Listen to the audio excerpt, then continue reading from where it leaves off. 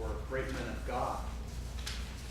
But indeed, when we talk about David, Solomon, Paul, Abraham, they're all true. What we tend to remember, however, isn't the faults of these great men.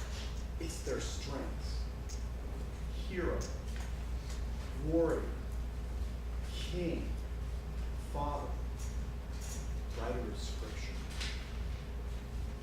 The thing I love about the Bible and what it inspires us to be is it doesn't profile supermen and women.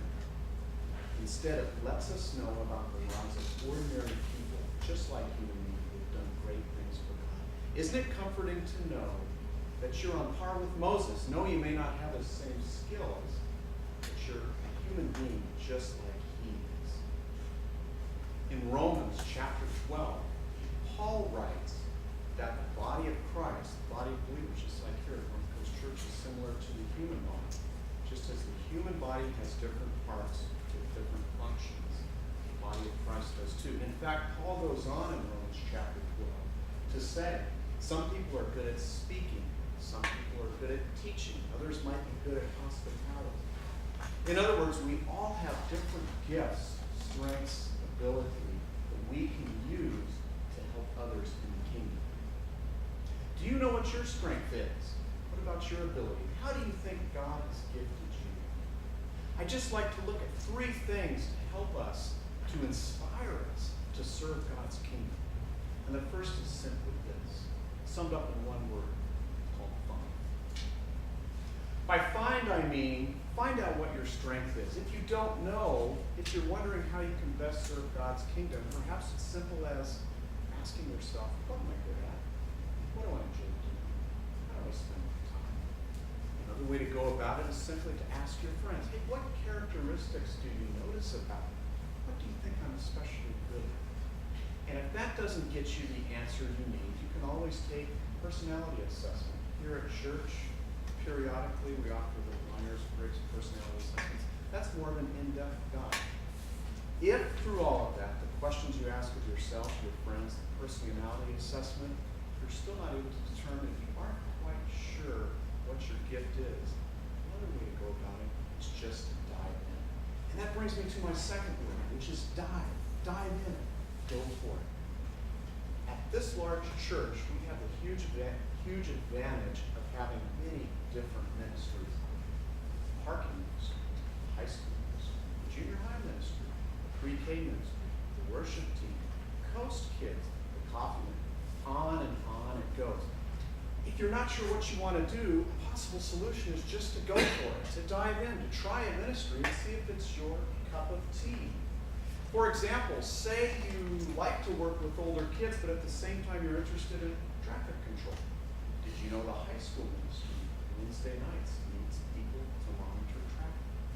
So once you find what it is that you'd like to try, once you start doing it, that leads me to my third point, which is simply this, to grow and learn. Because the great thing about exercising your gifts is that you'll benefit not only yourself, but others as well. And you'll have a wonderful time doing it. And I want to draw on a personal experience of mine to help illustrate that. For years, in this room, I was a Kids Praise Bible teacher, standing right here, one weekend a month after month, every year, teaching 2nd, 3rd, and 4th graders. My kids went through the program, and after they left, I stuck with it because I loved it so much. I loved it so much because I got to do what I enjoyed most, which is public speaking. That was my kick, and it still is today. But it benefited me because not only did I get to practice my public speaking skills, I mean, just think about it for a second. You've got a group of maybe 80 2nd and 3rd graders. You have to keep their attention. You really got to know what you need to do. So I was able to practice things like speaking really loudly to that kid right in the center there who may not be listening to what I'm saying. Sometimes, though, I can speak quietly. Other times, it might require me to speak very fast just to keep their attention, or maybe to make a point really slow. But not only did I grow as a public speaker and benefit myself in the church, but also at work, I also grew spiritually. In fact, my time here in Kids Praise was probably my greatest in terms of spiritual growth.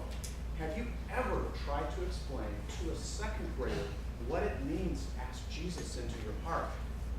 How do you explain that? It's not an easy concept for someone that age. You've got to go into the Bible, look for other ways to explain the plan of salvation.